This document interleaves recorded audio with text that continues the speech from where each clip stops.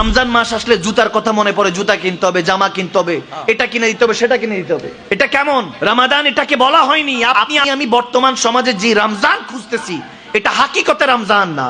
আল্লাহ রাসূল রমজান দিয়ে গিয়েছেন শাবান মাসে, নিসফি শাবান যে বলেছেন আমার নবী, শাবান আমার মাস। ওই মাসেই সাহাবায়ে রাসূলের সমস্ত কেনাকাটা যত কাজকর্ম আছে সব গুছিয়ে ফেলতেন।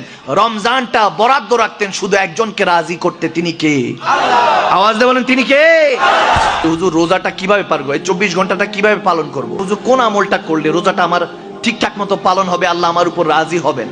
কারণ আল্লাহ যেহেতু বলছেন সোমলি ওয়ান আজিজি বিহি, রোজাটা আমার, এটার প্রতিদান আমি আল্লাহ নিজে দিব। আপনি যখন সারাদিন রোজা রাখলেন, মনে রাখবেন রোজাতে যেহেতু আছেন তার মানে ইবাদতে আছেন আপনি সারাদিন। সুবহানাল্লাহ বলেন না?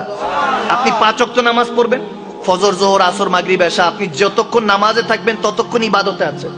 নামাজ থেকে ফারাক হয়ে গেলেন, ইবাদত আপনার কমপ্লিট, আপনি ইবাদতে নেই।